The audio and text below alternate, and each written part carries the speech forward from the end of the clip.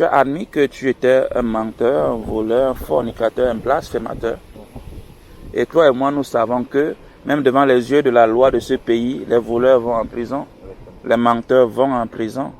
Maintenant, que penses-tu que le Dieu créateur de ce monde, s'il va nous juger en tant que voleur, en tant que menteur, en tant que fornicateur, en tant que blasphémeur, quelle sera la sentence? Coupable, n'est-ce pas?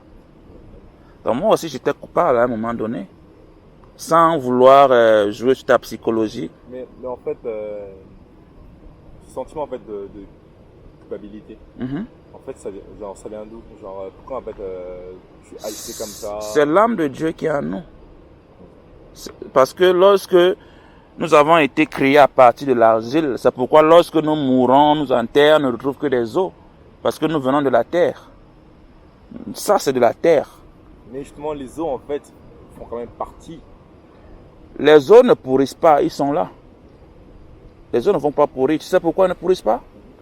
C'est parce que tous ceux qui sont morts seront ressuscités pour le jour du jugement. Et c'est avec ton corps que tu as été créé que tu seras jugé avec. Soit pour le royaume des cieux, soit pour les enfers. Ouais. C'est pourquoi ces os ne doivent pas être détruits. Donc, lorsque nous avons été moulés, comme tu vois les statuettes, pour que nous vivions, Dieu a inspiré de sa vie en nous, de son esprit en nous. Donc c'est pourquoi nous sommes sa représentation sur terre. C'est pourquoi nous sommes au-dessus de toutes les autres créatures. C'est la raison pour laquelle nous devons représenter notre Créateur. Et ce n'est pas un blasphémateur, ce n'est pas un voleur, ce n'est pas un menteur, ce n'est pas un fornicateur. Il dit qu'il est parfait. Je ne pense pas qu'il y ait une définition pour définir le mot parfait. Moi, en fait, je suis désolé si je peux te proposer un truc comme ça. Moi, en fait, je crois en ça. Ok. Certes, justement, ce que tu dis, c'est dans l'idéal. En fait, comment justement on peut vérifier en fait cet être idéal, parfait à nos yeux? Comment voudrais-tu vérifier tout ce que je te dis? Décris-moi ce que tu aimerais avoir comme preuve que réellement Dieu existe. Je ne te parle pas de religion, je ne te parle pas du christianisme, je ne te parle pas d'église.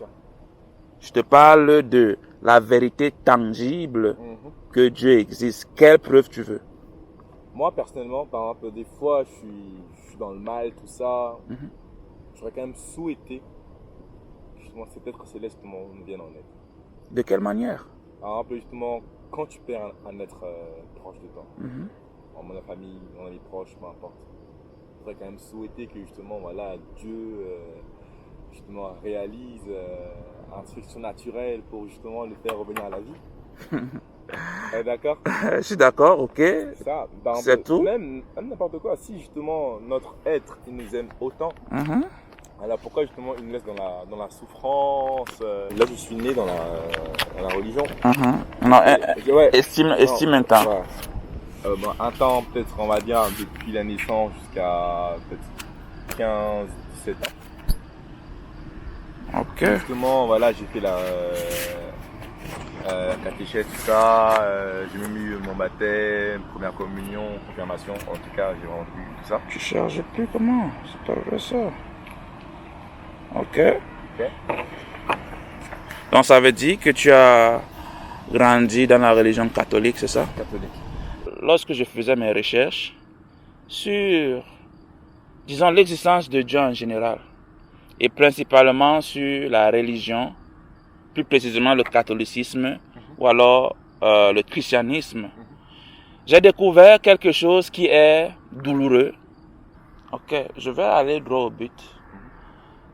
Il y a un pape du nom de Nicolas Saint, je pense qu'il était un Portugais, qui, j'ai oublié l'année, qui a organisé et autorisé la traite négrière en Afrique.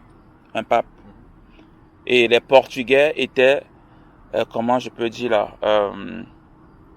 ils étaient comme les ayants droit sur l'Afrique lorsque cette promulgation a été faite. Le décret disait ceci: vous avez le droit de piller, de tuer de mettre en esclavage tous ceux-là qui refusent de devenir chrétiens. Ça, c'est historique. Est-ce que c'est les croisades? Bon, les croisades étaient un peu plus tôt.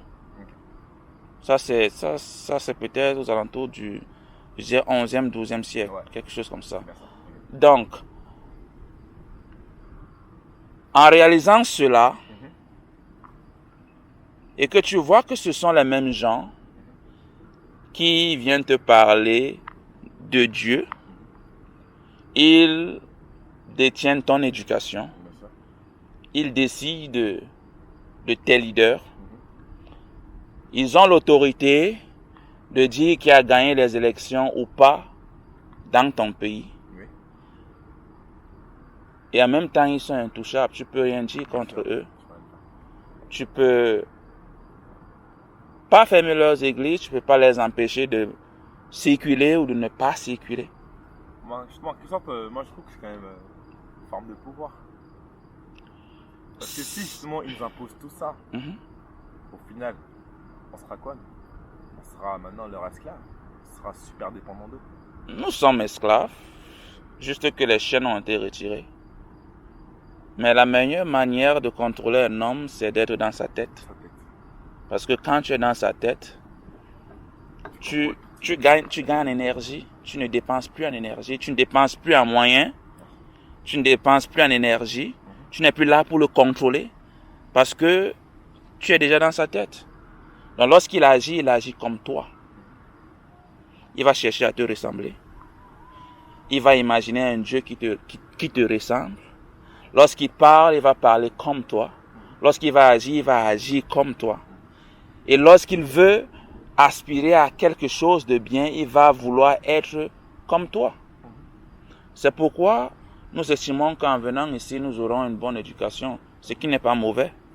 Parce qu'une meilleure manière de vaincre son ennemi, c'est de le connaître. C'est de connaître ses faiblesses. C'est de connaître ce qu'il sait de toi. Parce que avant que l'esclavage ne devienne vraiment l'esclavage, ils sont venus en missionnaire. Ils sont venus en habit blanc, avec une Bible à la main. Mais la Bible dit,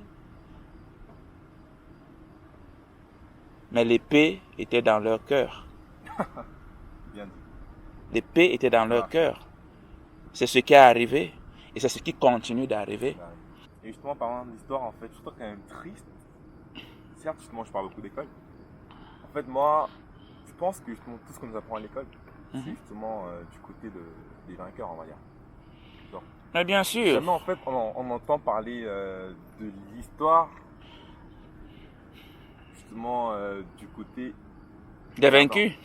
Ouais, des vaincus. Oui, c'est normal parce que le père de la philosophie est européen. Le père de la génétique est européen. Le père de la science est européen. Le père des mathématiques est européen. Le père...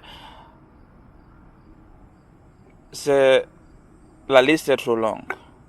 Mais pourtant, dans leur même histoire, ils disent que la civilisation du monde a commencé en Afrique. Plus précisément en Égypte, entre parenthèses. Mais comment se fait-il que vous dites que tout a commencé chez moi, mais lorsque je viens à l'école, tout ce que j'apprends, c'est de toi. C'est de cette manière que nous devons commencer à réfléchir pour connaître la vérité. La vérité, c'est que... Comment obtenir la vérité si justement on la cache, justement en fait on n'a pas les moyens en fait d'atteindre cette vérité-là? Nous avons les moyens, mais nous choisissons ce qui nous conforte. Nous avons perdu le sens du mérite.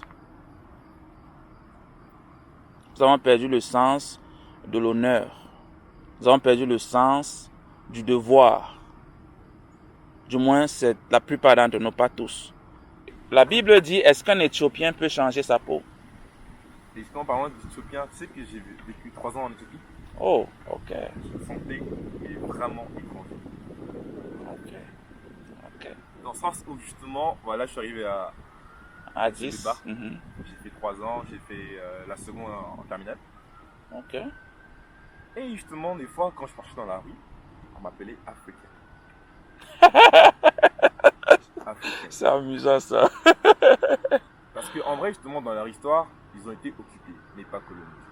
Oui, tout à fait. Du coup, bah, ils sentent quand même super. Et c'est actuellement la seule nation qui ne s'est pas fait coloniser. d'Afrique. Oui, d'Afrique, oui. Tout à fait, c'est vrai. Du coup, voilà, je suis arrivé. Du coup, ils se sentent. Tout nouvellement, je viens tout juste de découvrir le pays. Et là, on me sort africaine. Wow. Parce que justement, ils ont la peau plus claire que nous, des cheveux plus lisses, ils sont plus minces, ils ont Le long nez, ouais. Du coup, je me suis dit, attends, soit ils sont ignorants, ou soit ils sont vraiment ignorants. Je suis vraiment désolé. Africaine. Vous êtes dans le continent africain. Tu sais, je vais te dire déjà qu'ils ne sont pas ignorants. Oui. Parce qu'ils savent qui ils sont. C'est nous qui ne savons pas qui nous sommes. Parce qu'en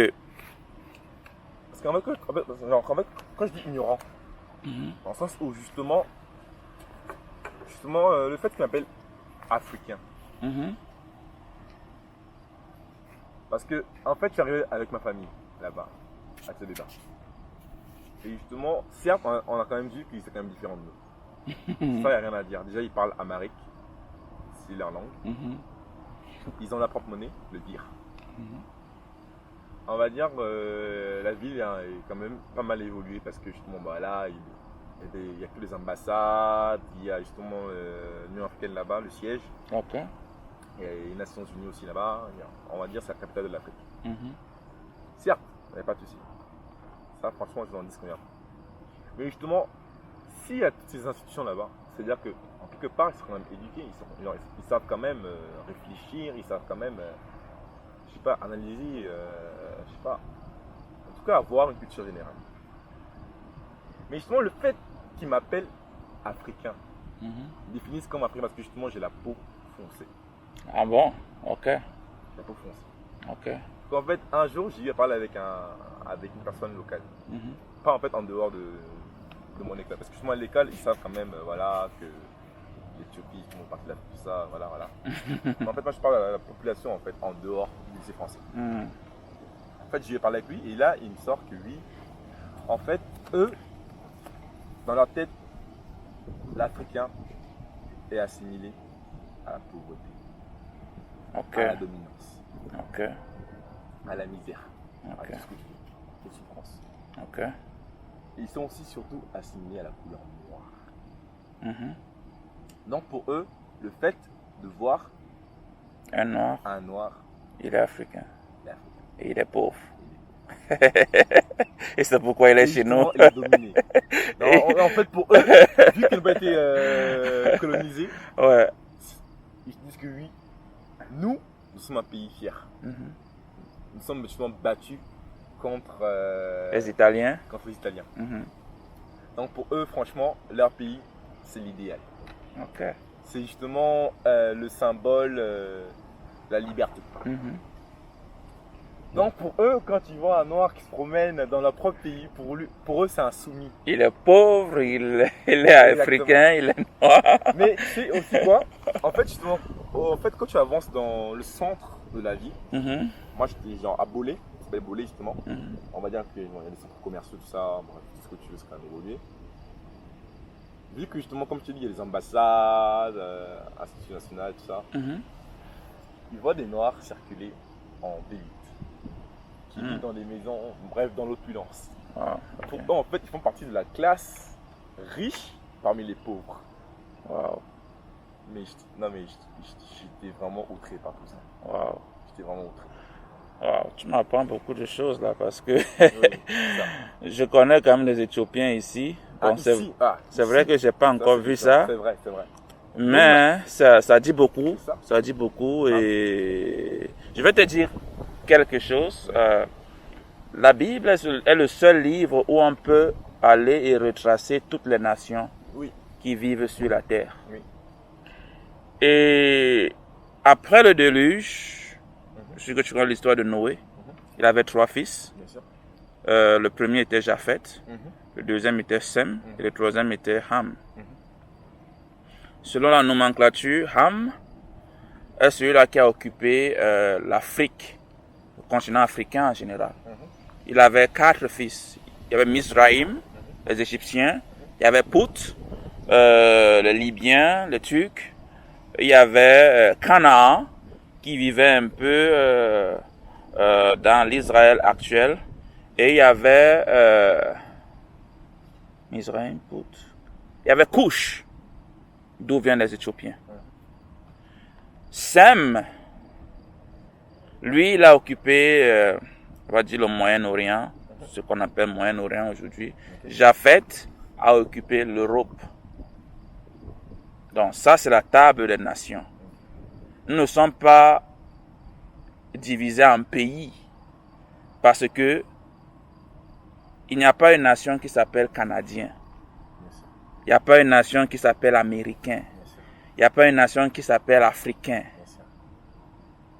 La preuve que même l'histoire montre que les Bantous ont migré en Afrique. Ils ne sont pas originaires d'Afrique. Donc les Éthiopiens connaissent leur histoire en nous appelant, bon, Africains peut-être, ça c'est déplacé parce que ce sont eux les Africains. Exactement. Mais ils savent que nous et eux, c'est différent. Ils savent que nous et eux, c'est 2 personnes différentes. Eux, ils sont de Ham, nous sommes de Sem. Mais justement, si on remonte à la source, Oui, si on remonte. c'est tous pareil. Parce que justement, nous venons du même. Oui, c'est vrai. Si nous remontons à la source, nous sommes pareils. Mais Dieu a créé les couleurs parce qu'il veut la différence. Il veut la multiplicité. En parlant de couleurs, alors pourquoi sur la croix de Jésus, sur la croix Jésus les blancs? On va y arriver, ne t'inquiète pas. Et je vais te prouver par la Bible de quelle couleur il était, si tu as le temps. Donc, nous venons de Sem. Et parmi les 3 fils, un seul était, bon, disons, de teint clair, ou bien albino si tu veux. C'était Japheth, le premier-né. Donc, ceux qu'on appelle blancs aujourd'hui, techniquement, ils sont albinos. Albinos, oui. Donc, techniquement, ils sont albinos, mais Sem et Shem étaient les seuls enfants noirs qui sont sortis de leur père Noé. Donc, peut-être que je vais te dire quelque chose qui va te choquer ou bien qui va te surprendre, mais ça vaut la peine que je te le dise. Premièrement, nous ne sommes pas africains. Nous avons migré en Afrique. Deuxièmement, nous ne sommes pas pauvres. Nous ne sommes pas conquis. Nous ne sommes pas destinés à la pauvreté ou bien à la soumission. La preuve est que lorsqu'on va dans l'Égypte antique, toutes les statuettes qu'on voit là-bas, ils ont des nez comment? Ils ont des nez comme toi et moi. On sait que les Égyptiens n'ont pas ce nez. Les Éthiopiens n'ont pas ce nez. Les seules personnes sur cette terre qui ont ce nez, c'est toi et moi. Maintenant que tu en parles, je viens de réaliser un truc. En fait, je sais pas c'est quelle statuette en fait d'Égypte. En fait, le nez C'est coupé? a été coupé. Oui. Pas une, mais toutes. Pas une, c'est toutes. Si je me trompe pas, c'est... Maintenant que tu le dis, c'est vrai. Si je me trompe pas, c'est soit Charlemagne ou bien Napoléon. Quelque chose comme ça là. Qui ont coupé ses nez. Ah, j'aurais lu ça. Oui, oui. Lorsqu'ils sont arrivés en Égypte et qu'ils ont vu ça, ils ont dit que c'est pas possible. Non, ouais, c'est vrai. Waouh. C'est pas possible. Wow. C'est vrai. Donc, pourquoi on n'identifie pas ces sphinx à ceux qui les ont construites? Ils ont brisé les nez parce que notre nez est unique. Oh là là là là. Notre nez, il est unique. Tout à fait. Bien. Mais ça ne signifie pas que nous sommes égyptiens. C'est ça. Nous avons...